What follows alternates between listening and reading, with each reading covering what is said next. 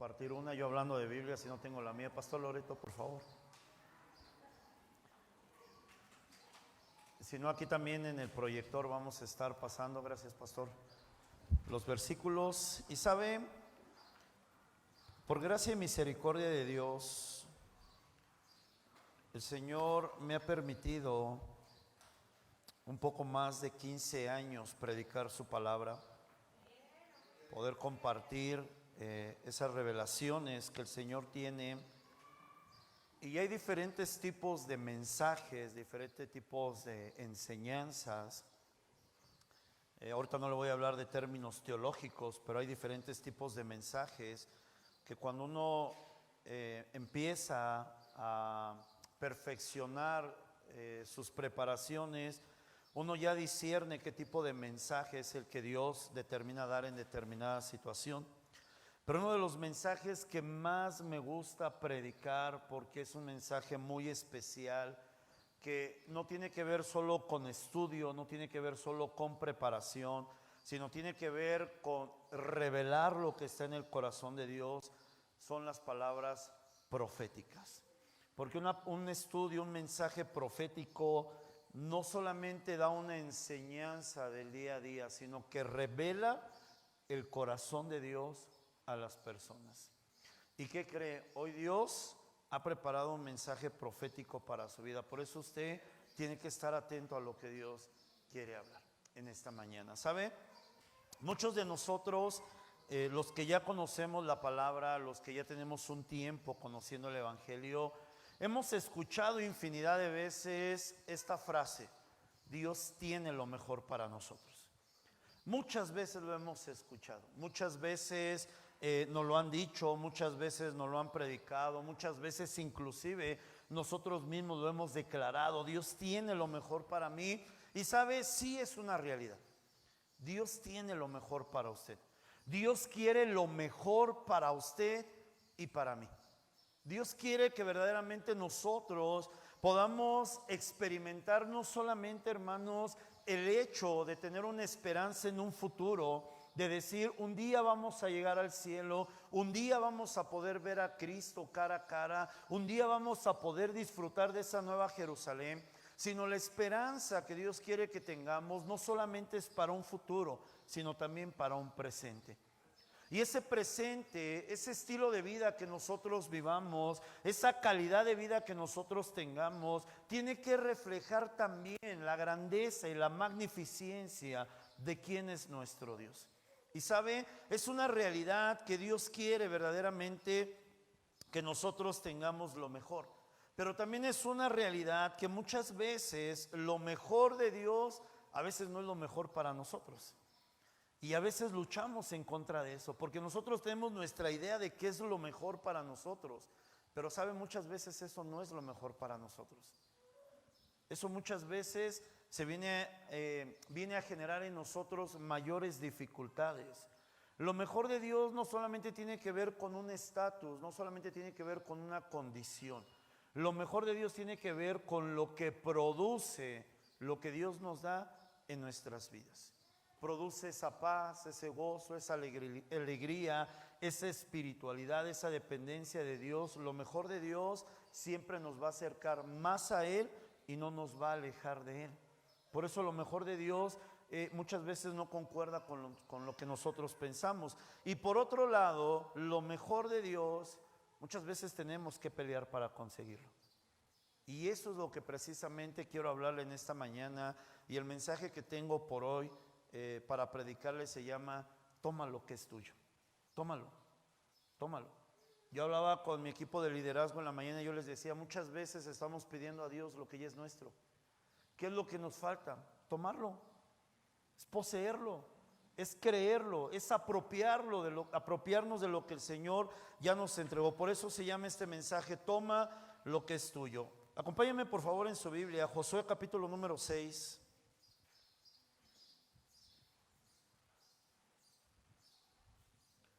Josué capítulo número 6. Y vamos a darle lectura del versículo número 1 al versículo del número 5. Y quiero que preste mucha atención a lo que el Espíritu Santo va a hablar. Y si usted tiene dónde anotar, anote. porque el problema de nosotros es que todo olvidamos. Y esta es una palabra que a partir de hoy le va a seguir el resto de su vida. Y es una palabra que le va a dar victoria si usted decide creer en lo que Dios va a hablar. Josué capítulo 6, versículo del 1 al 5 declara la palabra de nuestro Señor Jesucristo. Ahora Jericó estaba cerrada, bien cerrada, a causa de los hijos de Israel. Nadie entraba ni salía. Mas Jehová dijo a Josué: mira, yo he entregado en tu mano a Jericó y a su rey con sus varones de guerra. Rodearéis pues la ciudad todos los hombres de guerra, yendo alrededor de la ciudad una vez, y esto haréis durante 6 días. Y 7 sacerdotes llevarán 7 bocinas de cuernos de carnero delante del arca, y al 7º día daréis 7 vueltas a la ciudad, y los sacerdotes tocarán las bocinas. Y cuando toquen prolongadamente el cuerno de carnero, así que oigáis el sonido de la bocina, todo el pueblo gritará a gran voz, y el muro de la ciudad caerá. Entonces subirá el pueblo, cada uno derecho hacia adelante. Quiero leérselo en la Nueva Biblia Viva, otra versión. Dice esta versión para que lo podamos entender mejor. Dice: los habitantes de Jericó mantenían las puertas de la ciudad bien cerradas porque tenían miedo de los israelitas. Ellos no lo hacían porque eran fuertes, sino que tenían miedo de la nación de Israel. Nadie podía salir ni entrar. Entonces el Señor le dijo a Josué: Jericó y su rey y todos sus guerreros ya están derrotados. Ojo, el Señor dice: ya, están vencidos, están fritos, ya bailaron, como decimos los mexicanos, ¿no? Están derrotados, porque los he entregado en tus manos. Los hombres que puedan pelear caminarán alrededor de la ciudad una vez al día durante 6 días. Lo harán con 7 sacerdotes que caminarán delante del cofre, cada uno con una trompeta hecha de cuerno de carnero. En el 7º día caminarán 7 veces alrededor de la ciudad, y los sacerdotes irán tocando sus trompetas. Entonces, cuando ellos den un trompetazo largo y estridente, todo el pueblo dará un grito y las murallas de la ciudad caerán. Entonces entrarán en la ciudad desde todas las direcciones. Un pasaje muy conocido, un pasaje que encierra muchos simbolismos, que no bastaría un estudio exegético profundo para poder hablar acerca de él. Pero hoy, como hablé, no vengo a dar un estudio exegético, hoy vengo a traer una palabra profética de parte de Dios. Y lo primero que quiero hacer hincapié, lo primero que quiero hacer énfasis en esta mañana es de por qué la nación de Israel se encontraba frente a Jericó. ¿Qué llevó a Israel a enfrentar o a llegar a ese punto, a ese lugar en donde ya no había más que pasar por Jericó o volver atrás? No había otra. Israel ya se había enfrentado a esta situación una vez frente al Mar Rojo. Aquí ya no había de otra, pero la diferencia es que aquí no había más camino. O atravesaban el Mar Rojo o estaban fritos, porque atrás venía el ejército de Faraón. Pero en esta ocasión ellos tenían 2 alternativas. Una, enfrentar a Jericó, porque ellos necesitaban enfrentarlo. O número 2, darse por vencidos y volver atrás. Dice la Escritura y la historia nos enseña que Jericó en ese entonces, en ese tiempo, era una de las naciones y una de las ciudades más fuertes que existían. Era una ciudad que muchos intentaban conquistar y no podían a causa de su sistema de defensa. Tenían un sistema de defensa increíble. Era una ciudad de primer nivel, por llamarlo así. Entonces era una ciudad impenetrable. Israel se enfrenta a esta situación y ellos tienen que tomar una decisión. Pero la pregunta es, ¿por qué ellos llegaron ahí? Llegaron ahí porque Josué los llevó. Llegaron ahí porque pues era el camino que ellos tenían que tomar y no había más. Llegaron ahí porque fue algo que Moisés les dijo. ¿Por qué llegó la nación de Israel a las puertas de Jericó? ¿Qué los llevó a ese lugar? Para que usted lo pueda entender, quiero que me acompañe a Éxodo capítulo número 3. Ponga un separador ahí en Josué. Éxodo capítulo 3, y ahí nos vamos a encontrar cuál es la razón por la cual Israel se encontraba a las puertas de Jericó. ¿Qué llevó a Israel a ese punto, a ese momento crucial de su vida y de su historia? Éxodo capítulo número 3, versículo del número 7 y versículo del número 8 declara la Escritura. Dijo luego Jehová: bien he visto la aflicción de mi pueblo que está en Egipto, y he oído su clamor a causa de sus exactores, pues he conocido sus angustias. Y he descendido para librarlos de mano de los egipcios y sacarlos de aquella tierra a una tierra buena y ancha, a tierra que fluye leche y miel, a los lugares del cananeo, del eteo, del amorreo, del fereceo, del heveo y del jebuseo. ¿Qué llevó a la nación de Israel a colocarse frente a una de las ciudades y una de las naciones más fuertes que existían sobre la faz de la tierra en esa historia? ¿Y sabe qué fue lo que los llevó ahí? Una promesa de Dios.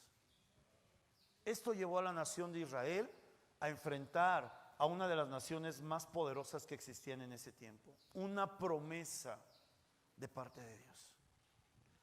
Si el pueblo de Israel no pasaba por Jericó, ellos no iban a poder alcanzar esa tierra prometida que Dios había determinado darle a la nación de Israel. Y no era cualquier tierra.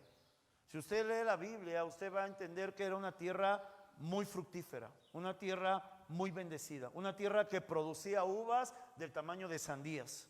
Así se la voy a poner, una uva del tamaño de una sandía, según los historiadores. Era una tierra que realmente tenía lo mejor de lo mejor, una tierra tan fértil que lo que plantaban ahí, según los historiadores, se daba.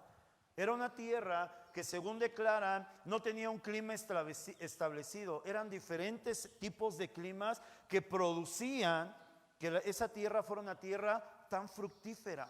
Esa era la tierra que Dios había prometido a la nación de Israel. Pero ellos tenían un problema. Dios tenía que llevarlos a enfrentar una nación como lo era la nación de Jericó. Pero yo quiero que usted entienda esto. ¿Qué llevó a Israel a las puertas de Jericó? Una promesa de parte de Dios. Esto les llevó a ellos. ¿Por qué es importante hacer mención de esto, hermano? Porque las promesas de Dios revelan la voluntad o el deseo de Dios. Cada promesa que Dios da no es simplemente una posibilidad. Y yo quiero que entienda esto. Una promesa no es una posibilidad. Una promesa es una realidad. Las promesas que Dios da no tienen que ver con las circunstancias, no tienen que ver con las condiciones ni con los llamados. Las promesas que Dios da tienen que ver con su voluntad, con lo que Él ya determinó hacer, con lo que Él ya predestinó para que nosotros tuviéramos, con lo que Él ya predestinó para que nosotros hiciéramos. Esas son las promesas de Dios. Muchas personas dicen, es que me dieron esta palabra y no se cumplió. Es que me dijeron esto y no lo veo. Hermano, si Dios prometió algo, Dios lo va a cumplir. Porque Él es fiel a sus promesas. Dios no cambia su voluntad en base a lo que usted hace. La voluntad de Dios permanece sin importar lo que usted haga. Porque Dios es fiel.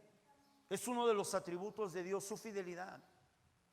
Dios le dio una promesa a la nación de Israel. Les dijo, yo los voy a llevar a una tierra que fluye leche y miel, a una tierra abundante, a una tierra que produce frutos y los produce en abundancia. Pero había un desafío. Tenían que vencer una nación que nadie podía vencer. Ninguna otra nación pudo vencer. Y Israel era en ese entonces considerado como uno de los ejércitos más pequeños que existían en ese entonces. La gente tenía miedo de la nación de Israel porque sabía que Dios estaba con ellos. Pero si Dios no hubiera estado con Israel, Israel era polvo para los ejércitos poderosos que existían en ese tiempo. Yo quiero hacerle una pregunta, mi amado hermano. ¿Dios le ha prometido algo? En algún momento de su vida, en alguna etapa de su vida, en algún momento en el que el Señor le permitió conocerle, el Señor le ha dado una promesa. Y la pregunta más importante es, ¿ya se cumplió esa promesa?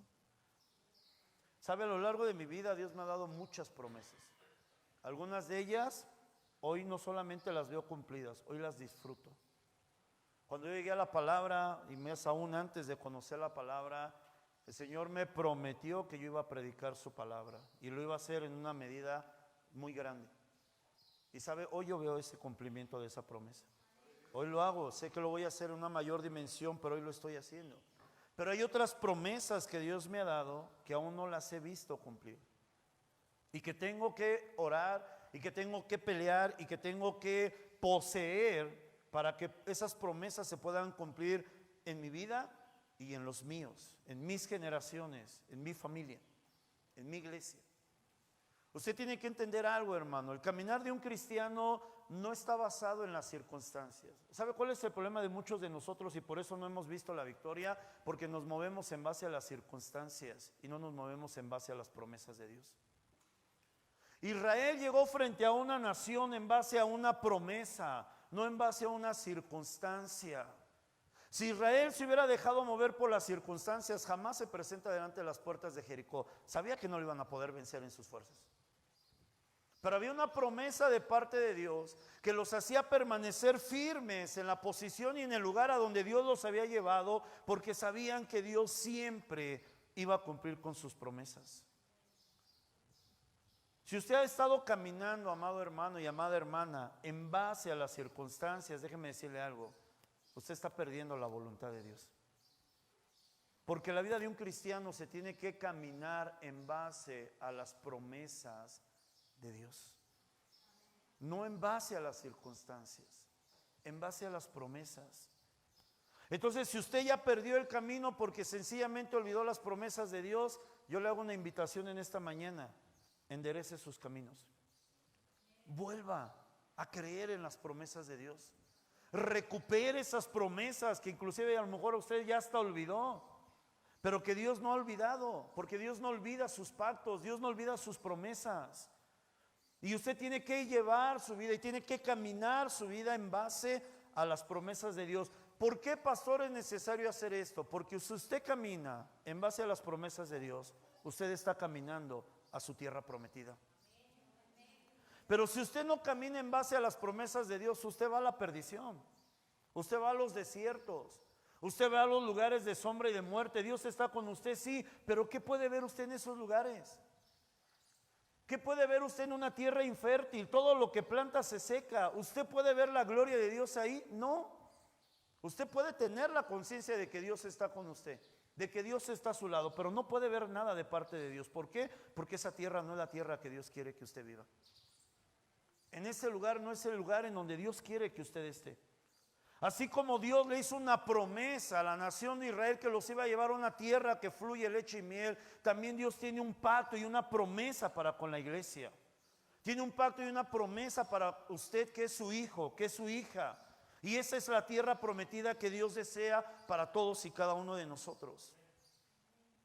Cuando yo asumí la responsabilidad de esta casa, Dios nos dio una promesa para este lugar. Acompáñenme al libro del profeta Ageo, capítulo número 2, versículo del número 9.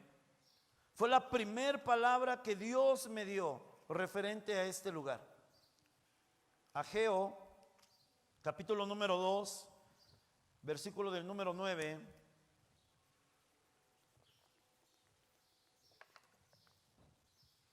Dice la escritura: la gloria postrera de esta casa será mayor que la primera, ha dicho Jehová de los ejércitos, y daré paz en este lugar, dice Jehová de los ejércitos.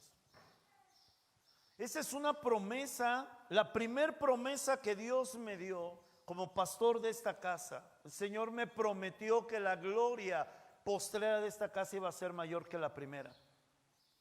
Algunos conocen la historia de esta iglesia y algunos saben las cosas que se hicieron en algún momento en este lugar. Pero Dios dijo: eso no es nada comparado con lo que yo quiero hacer en este tiempo.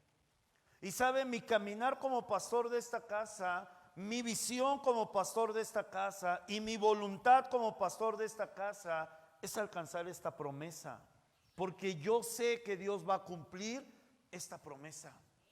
Y sé que la voy a ver con mis ojos. Y sé que voy a cosechar los frutos de esta promesa. Y sé que me voy a gozar con aquellos que esperan y caminan en esta promesa. Esa es mi seguridad y ese es mi caminar todos los días. ¿Por qué? Porque Dios es fiel a su palabra. Esa es la voluntad de Dios para esta casa. Dios no quiere que Fuente de Vida solamente tenga cultos, que solamente sea una rutina de cada domingo. Dios quiere que la gloria de esta casa sea mayor. Dios quiere que esta casa sea una diferencia en este lugar, en México. Dios quiere impactar naciones a través de esta casa. Y sabe, por eso Él promete que va a haber una gloria postrera. Ahora, una de las cosas que más me fascinan de esto es que el Señor dijo: y daré paz a este lugar. ¿Sabe qué significa esto? Que todas esas oposiciones que durante tantos y tantos años, desde que yo conozco esta iglesia, se han levantado, un día, no por mí, no por nadie en esta casa, sino por la gloria de Dios, van a caer todos por tierra y no van a poder hacer nada más en este lugar. Porque esa es la promesa que Dios da. Es la promesa que Dios tiene. Porque el Señor dice que la gloria va a ser mayor. ¿Sabe lo que significa la palabra gloria en relación a una persona o en relación a un lugar? Significa exaltación, significa honra y significa una provisión mayor. Eso es lo que significa que la gloria de Dios venga sobre de alguien. Cuando se dice que una persona está en gloria, es que Dios ha exaltado a esa persona, ha honrado a esa persona y le ha dado una provisión mayor de la que antes tenía. Esa es la gloria de Dios. A veces nosotros decimos: sentí escalofríos, ¿no? Sentí la gloria de Dios. Eso no es la gloria de Dios, hermano. La gloria de Dios en una persona, en un lugar, en una nación, significa exaltación, honra y provisión. Eso es lo que significa la gloria. Amados, ¿por qué es importante que nosotros como iglesia, si usted realmente tiene su identidad en este lugar, si usted realmente entiende que es el lugar en el que Dios le ha colocado y no, ya usted ya no está buscando el lugar cómodo, usted ya dice: aquí Dios me puso y aquí es en donde tengo que estar, usted tiene que entender algo. ¿Por qué caminamos en buscar esa promesa? Porque déjeme decirle que cuando esta casa sea exaltada, si usted realmente tiene una identidad en esta casa, usted va a ser exaltado. Es así de sencillo. Es así de sencillo.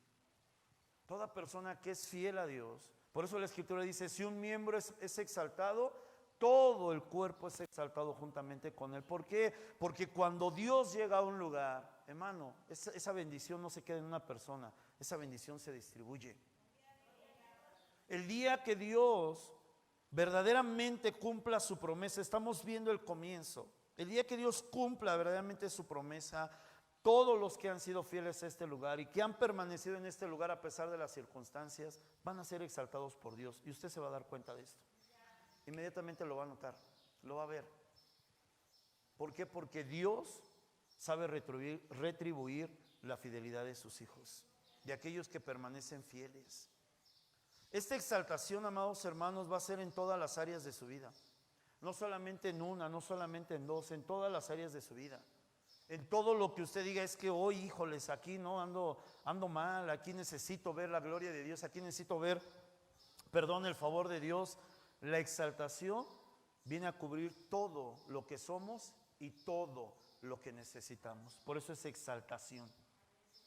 Nos pone en una posición de honra, de superioridad, no humana, no carnal, sino totalmente espiritual. Ahora, algo muy importante que nosotros debemos entender en relación a las promesas de Dios es que siempre, y escuche bien lo que le voy a decir, siempre que Dios desata una promesa, el mundo espiritual reacciona. Escuche lo que le estoy enseñando.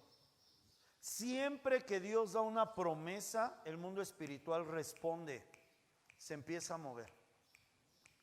Usted y yo lo sabemos, tenemos un enemigo y que más ni siquiera es nuestro, ¿no? Él tiene un tiro con Dios, con su reino y con su obra.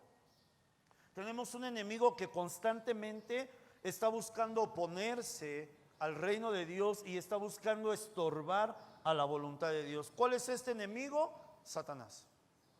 Siempre que Dios desate una promesa en la vida de una persona, de una iglesia, Él se va a empezar a mover.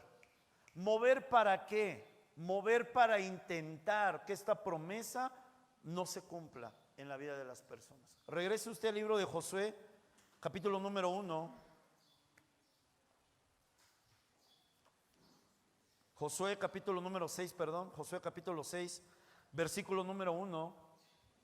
Nosotros nos damos cuenta cómo el mundo espiritual se mueve. ¿Qué pasó con Jericó cuando ellos se enteraron que la nación de Israel iba a su encuentro. ¿Qué fue lo que hizo la nación de Jericó? Dice el versículo número 1: ahora Jericó estaba cerrada. ¿Y hasta ahí queda el versículo? No, dice bien cerrada. Como cuando usted se va a dormir. Usted está en el día y nada más pone el pasador normal, ¿no? O la chapa normal de la puerta. Pero cuando se va a dormir, algunos les ponen 20 chapas más, ¿no? Y 20 cerrojos.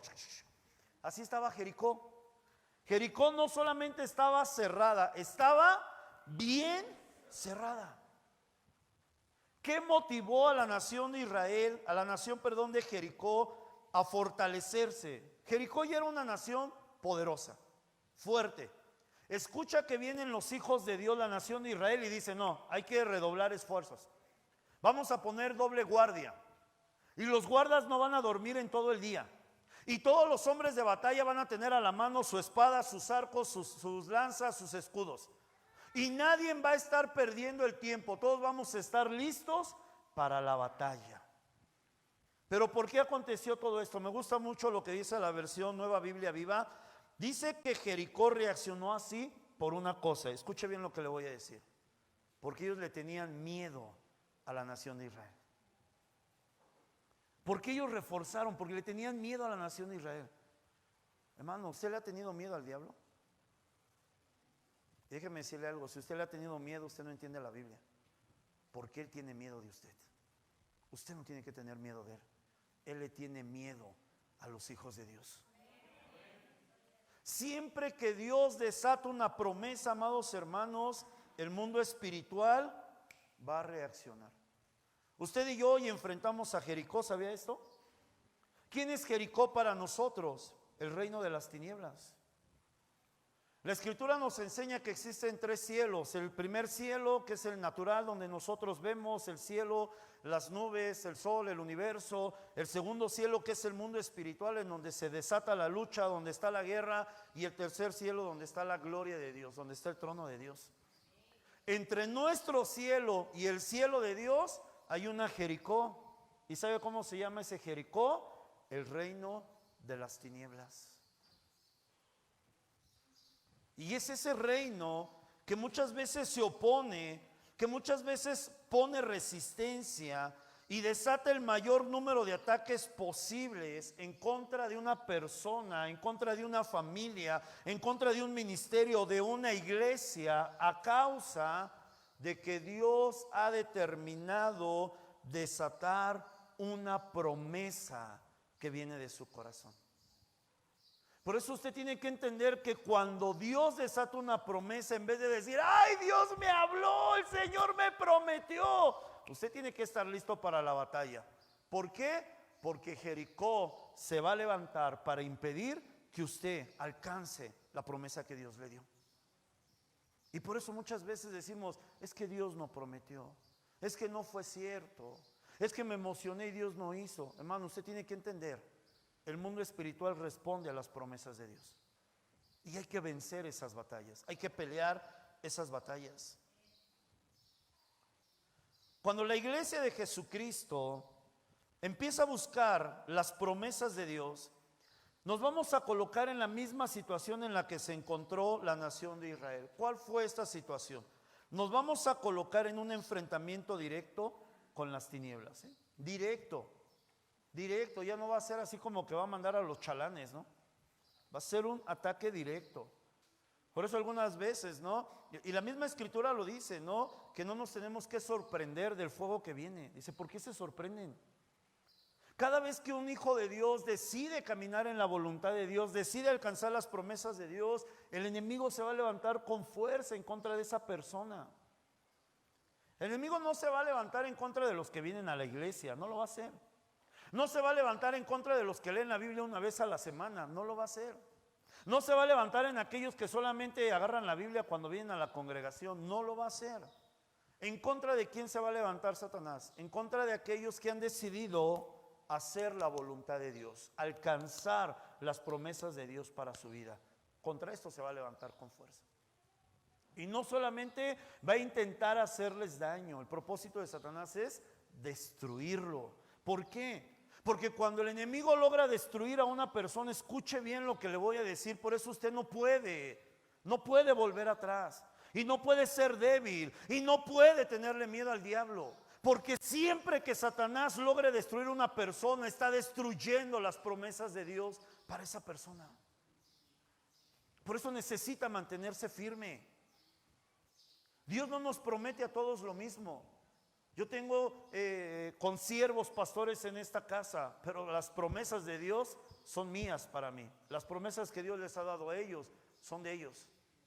Ellos no van a alcanzar mis promesas, yo tengo que alcanzar mis promesas y ellos tienen que alcanzar las suyas. Dios le puede prometer algo parecido a lo que le pueda prometer a otra persona, pero jamás, escúcheme esto, jamás va a ser igual. Porque cada promesa de parte de Dios muestra esa voluntad particular y única de Dios para con cada uno de sus hijos. Nos enfrentamos, hermanos, o nos ponemos en una posición, en un ataque directo en contra de las tinieblas. ¿Qué hacemos en este punto? Estamos y decidimos alcanzar las promesas de Dios, decidimos caminar en la perfecta voluntad de Dios. ¿Qué hacemos frente a esto? Estamos frente a Jericó espiritual. Nos aventamos y aventamos un ataque directo. Pues ya vino contra mí, pues yo respondo, ¿no? Y ahí voy con todo. Y ahorita va a ver cómo, como dice esa alabanza vieja, ¿no? Va a ver cómo le piso la cabeza al diablo, ¿no? ¿Hacemos esto? No. ¿Qué hacemos, pastor? Levantamos un movimiento de guerra espiritual a muerte. Vamos a ayunar hasta que las tripas se traguen solitas. Vamos a clamar hasta que ya no tengamos lágrimas en los ojos. Vamos a convocar al mayor número de hermanos para que entre todos le echemos montón al diablo. No. Entonces ya sé, pastor, nos damos por vencidos, no vamos a pasar. Pues ya ganó, ¿para qué luchamos? Pues ya Dios ten misericordia y pues lo que me toque, aunque sea pues nada más el reintegro, ¿no? Que ya no sea el premio gordo. ¿Vamos a hacer esto? No. ¿Qué tenemos que hacer? Hacer exactamente lo mismo que hizo la nación de Israel. Acompáñenme a Santiago capítulo número 4. ¿Qué hacemos en este enfrentamiento? ¿Qué hacemos cuando nos posicionamos voluntariamente en este lugar? ¿Qué hacemos? Santiago capítulo 4 versículo número 7 le da la respuesta. ¿Qué dice la escritura? Someteos a Dios. Primera cosa, ¿qué hacemos cuando llegamos a Jericó? Primero aprende a someterte a Dios. Antes de querer echar tiros, antes de querer ponerte los guantes y aventarte un tiro con Satanás, primero aprenda a vivir una vida en sumisión a Dios. Porque un cristiano que no se somete a Dios va a ser trapeado por el enemigo. En el primer round lo va a tirar. ¿Cómo se dicen por ahí los boxeadores chafas contra los buenos? Va a ser un costal para el enemigo. Primera cosa que nos enseña la Biblia. ¿Qué hacemos cuando nos enfrentamos a Jericó espiritual? Número 1, sométase a Dios. Señor, ya llegué a este punto. Señor, yo creo en tus promesas y estoy dispuesto, Señor, a apropiarme de ellas. ¿Qué tengo que hacer, Señor? ¿Cuál es tu voluntad? Háblame, muéstrame. Segunda cosa, ya nosotros nos sometemos a Dios. Dice el versículo, resistid al diablo. No dice atácalo, no dice confróntalo, no dice saca tus mejores armas, tus mejores talentos, tus mejores dones. Solamente dice una cosa, resístelo. La palabra resistir es mantenerse firme. Déjalo que hable, déjalo que intente, déjalo que busque. Tú mantente firme. ¿Cuál es mi meta? Someterme a Dios. No me va a distraer.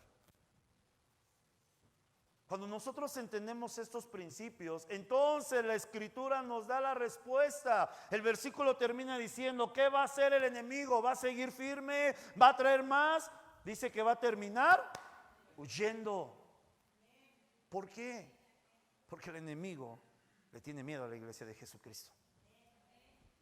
Eso es lo que tenemos que hacer.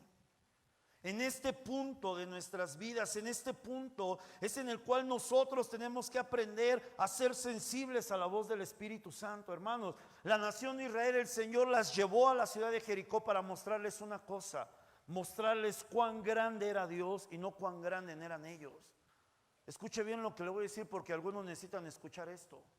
Algunos todavía le intentan demostrar a Satanás cuán grandes son. Deje de intentarle demostrarle algo al diablo. Mejor intente demostrarle a Dios ese amor verdadero que tiene por él. Dios no le tiene que demostrar nada a Satanás. Él ya sabe quién es Dios y él ya sabe que ya está derrotado bajo los pies de Cristo. No le demuestre nada. Entiéndalo. Aquí es en donde somos sensibles a la voz del Espíritu Santo. Aquí es en donde prestamos atención. Estoy frente a Jericó, voy por mi promesa, quiero escuchar. Dios le va a hablar a través de su palabra. Dios le va a hablar a través de los predicadores y los expositores de la palabra. Dios le va a hablar a través de profecía. Y uno tiene que estar atento. Atento. Muchas veces se los he dicho a los que vienen a orar con nosotros en la mañana. Estén atentos a lo que están orando, los que Dios ha puesto como eminencia. ¿Por qué? Porque ellos llevan la dirección de Dios. Estén atentos, escuchen. Escuchen lo que están pidiendo, escuchen lo que están orando. Escuchen hacia dónde están yendo. Ajá, pues si mi líder está yendo hacia acá, aunque yo sienta que tengo que hacer esto, yo voy a seguir a mi líder. ¿Por qué? Porque por algo Dios lo puso delante de mí y yo lo voy a seguir. Esto es estar atentos. No, pero es que yo tengo al Espíritu Santo de Dios. Pues también nosotros. Pero por algo Dios ha colocado personas que dirijan nuestras vidas. Usted tiene que estar atento. Hermano, cuando uno realmente decide, escúcheme bien, tomar las promesas que Dios nos ha dado, el Señor nos va a pedir cosas, a que podamos hacer cosas que parecen absurdas. Cosas que uno puede decir, no, espérate, ¿cómo? ¿Cómo Dios me está pidiendo eso? ¿Qué fue lo que Dios le pidió a la nación de Israel? Regresa a Josué capítulo número 6. Versículos 3 y 4, hoy usted lo puede leer, váyalo leyendo, yo se lo voy a parafrasear. ¿Qué es lo que Dios le pide a la nación de Israel? Le dice, todos los días, durante toda una semana, 7 días, en los 6 primeros días, van a agarrar a los hombres de batalla, los fuertes, los fornidos, los valientes, así como nuestros diáconos de nuestra casa, ¿no? Los van a agarrar y van a dar una vuelta cada día en Jericó, y no van a hacer nada más. Toman el arca del pacto, toman los cuernos de carnero, agarran a la gente de batalla y a los sacerdotes y denle una vuelta diario a la ciudad por 6 días. Dices, caramba, pues que Dios se está burlando de mí. Una ciudad fuerte, un ejército poderoso, y el Señor pide que le demos vueltas a esa ciudad. Y no solamente les dice que den una vuelta al día, sino le dicen, cuando termines esa vuelta, retírate, vete. Parece algo absurdo, ¿sí o no? ¿Cuándo se ha visto que un ejército gane una batalla dando vueltas? Y al 7º día no vas a dar una vuelta, sino vas a dar 7. Y vas a estar en silencio. No vas a decir nada. Hermano, a veces las cosas que Dios nos pide parecen absurdas. Parece no tener sentido.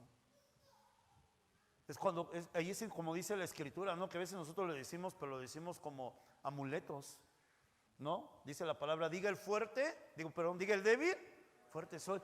Pero si no tengo fuerzas para nada, lo tienes que creer, es una promesa. Y parece una locura. ¿Cómo puedo decir que estoy fuerte si soy débil? Pues la palabra dice, di que eres fuerte porque eres débil. Y esas direcciones parecen, hermanos, no tener sentido, pero eso es lo maravilloso de Dios, hermano, porque lo que Dios hace no tiene sentido. Por eso dice la Escritura que Dios escoge ¿qué? Lo mejor del mundo. Dios escoge los intelectuales, Dios escoge los más fuertes, Dios escoge los más doctos. No, ¿a quién escoge Dios? A los más viles, a los más menospreciados, dice la Escritura. ¿Para qué? Para avergonzar a los sabios de este siglo. A mí se me puede presentar un licenciado en filosofía, estudiado, con una maestría, un doctorado, y puedo hablar con Él de cualquier tema. ¿Y sabe por qué? Porque Él estudió, pero yo tengo el Espíritu Santo de Dios. Dios escoge, hermano, lo que no parece tener sentido. Dios hace lo que parece no tener sentido. ¿Por qué? Porque a través de estas cosas Dios muestra algo. ¿Y qué es lo que Dios muestra?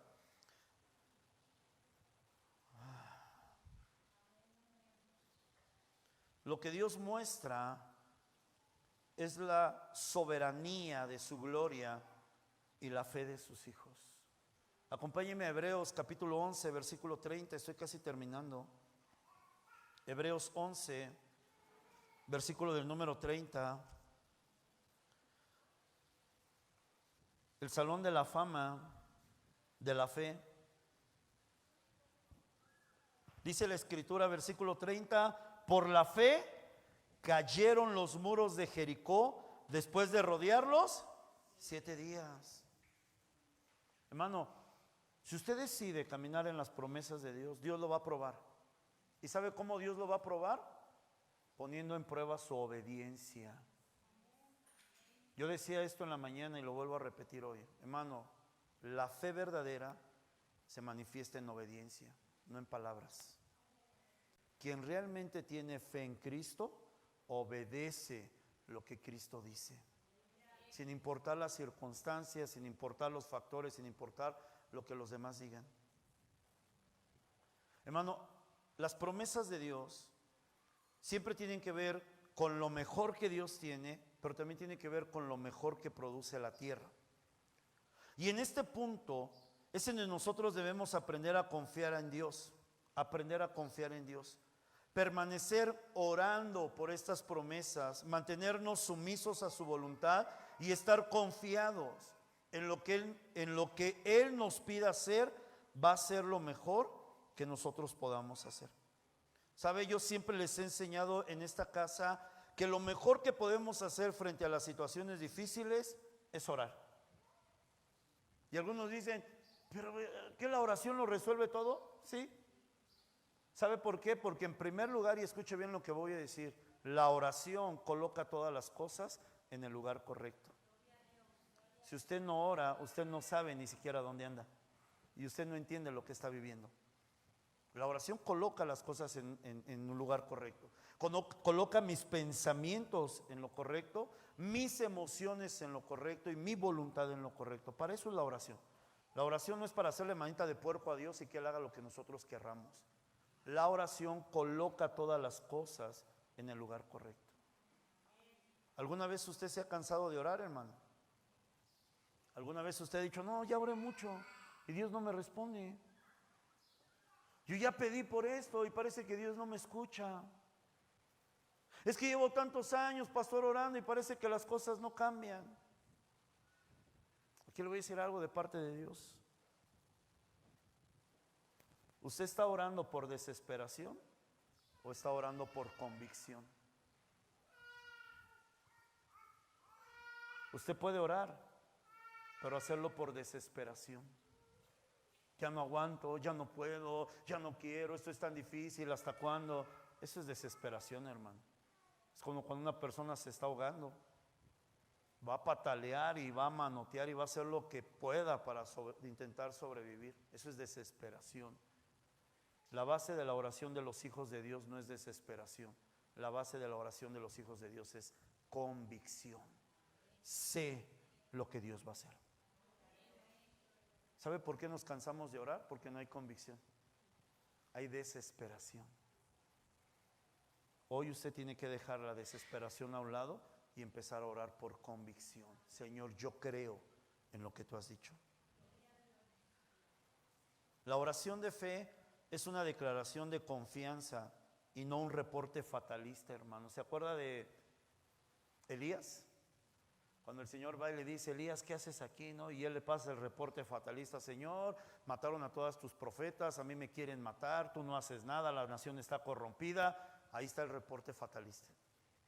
A veces nuestras oraciones es eso, ¿no? Señor, no tengo para comer, Señor, la situación con mis hijos, Señor, mi matrimonio, Señor, el gobierno, Señor, las escuelas, Señor, esto, Señor, aquello. Hermano, no le diga a Dios lo que ya sabe. Más bien dígale a Dios lo que usted cree. Porque eso es lo que Dios desea escuchar, lo que usted cree, sus convicciones, su fe puedes tener. Señor, sí, la cosa está bien tremenda, pero Señor, yo creo en ti. Señor, yo creo que en las escuelas es un sistema corrompido hoy en día, pero Señor, dice tu palabra que tú eres el que oscurece el entendimiento y lo alumbras. No permitas que ninguna de esas enseñanzas falsas quede grabada en la mente y en el corazón de mis hijos. Eso, hermano, es tener fe. ¿Qué va a hacer usted? ¿Sacarlos de la escuela? No, es actuar en fe, es creer en la palabra de Dios. Esto es convicción y no desesperación. Las promesas de Dios reflejan su voluntad. Piensen esto. Yo quiero terminar con esto. Piensen esto. Una tierra que poseía lo mejor de lo mejor. A veces nosotros vamos al Walmart y vemos esas uvas como ciruelas y decimos qué buenas están, ¿no? Las uvas de Jericó eran una preciosura. La tierra que daba lo mejor de lo mejor, ¿en manos de quién estaba, amada iglesia? En manos de gente inicua, en manos de los heteos, los heveos, los amorreos, los jebuseos, los cananeos, gente que era abominable para Dios. ¿Por qué? Porque eran idólatras, porque sacrificaban a sus hijos en fuego, porque hacían ritos inmorales sexuales, porque eran paganos. Ellos tenían lo mejor de la tierra y la nación de Israel divagando en el desierto, con escasez, con limitaciones, siempre con la misma ropa. Gracias a Dios nunca se les desgastó la vestimenta y el calzado, pero siempre la misma ropa. Y aquellos con los mantos más finos de lino, con los mantos más hermosos, gente inicua, tenía lo mejor de lo mejor en esta tierra. Una tierra que Dios había preparado ¿para quién? Para su pueblo, para su nación, no para el mundo, no para los inicuos. Israel la perdió por su rebeldía, pero finalmente, hermanos, esa tierra era para ellos. Lo mejor que producía la tierra, ¿para qué era? Para el pecado, para la inmoralidad, para la corrupción, para los ídolos. Lo mejor de lo mejor estaba siendo entregado ¿a quién? Al reino de las tinieblas, no al reino de Dios. Y por eso Dios decide tomar una decisión. ¿Y cuál fue esa decisión? Dios dice: hasta aquí.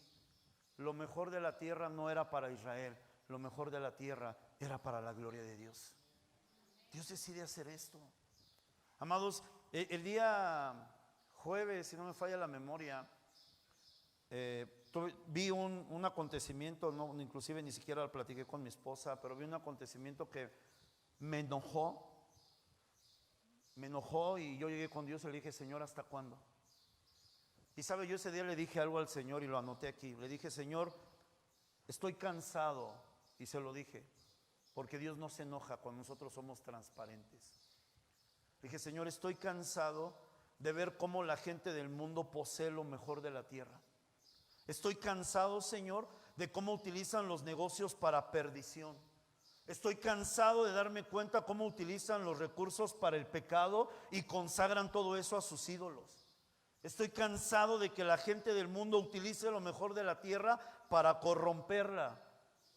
Y le dije: ¿y sabes qué es lo que estoy más cansado, Señor? De ver que muchas veces tus hijos están padeciendo para vivir. De ver cómo tu iglesia está en escasez, en anonimato, en limitaciones, siempre preocupados, cuando tú has prometido dar lo mejor para tu iglesia. Señor, estoy cansado de ver esto. Y el Señor me respondió esa noche y me dijo algo: pues conquista Jericó. Si tú quieres ver algo diferente, conquista Jericó. Conquístalo. Porque, hermano, no sé, yo sé que también pero en el lugar en el que yo vivo se ha desatado una cuestión de alcoholismo, una cuestión de perdición increíble. Y le dije al Señor: ya estoy cansado de esto, Señor. Estoy cansado de ver cómo cada fin de semana cerca de mi casa, jóvenes, jovencitas, mujeres, hombres con un futuro brillante, maravilloso, se están corrompiendo, se están pervirtiendo. Jovencitas que se venden por un trago, que se ofrecen por una miseria. Estoy cansado de esto. Y le dije: Señor, esto tiene que cambiar. algo tú tienes que hacer, algo diferente tiene que acontecer. Y fue donde el Espíritu Santo de Dios confirmó esta palabra y me dijo: derriben Jericó. Es tiempo de derribar Jericó. Israel no lo iba a poder hacer en sus fuerzas, hermano. Hay batallas espirituales que usted y yo, por más que luchemos, por más que nos desgastemos, por más que clamemos todo el día, no vamos a poder vencer. El único que puede vencer esas batallas por nosotros es Dios. Es Dios. Y ahí es en donde entra nuestra confianza. ¿Qué es lo que yo tengo que hacer para que lo que yo tengo que hacer lo haga, y lo que Dios tiene que hacer Él lo haga? ¿Cuántas veces usted y yo queremos hacer lo que a Dios le toca hacer, y lo que nosotros tenemos que hacer queremos que Dios lo haga? Y no va a funcionar. Versículo del número 5. Acompáñenme, ministros de alabanza, aquí por favor. Quiero que escuche bien. Josué capítulo 6, versículo del número 5. El pueblo de Israel recibe la instrucción: durante 6 días una vuelta en silencio alrededor de Jericó. Durante 6 días una vez. Al 7º día el Señor les dice: ahora van a dar 7 vueltas y van a estar callados. No van a gritar, no van a hablar, no van a reprender, no van a decir absolutamente nada. Simplemente van a dar vueltas. Pero ¿qué pasa después de la 7ª vuelta? Versículo número 5 dice: y cuando toquen prolongadamente el cuerno de carnero, así que oigáis el sonido de la bocina, todo el pueblo gritará a gran voz, y el muro de la ciudad caerá. Entonces subirá el pueblo cada uno derecho hacia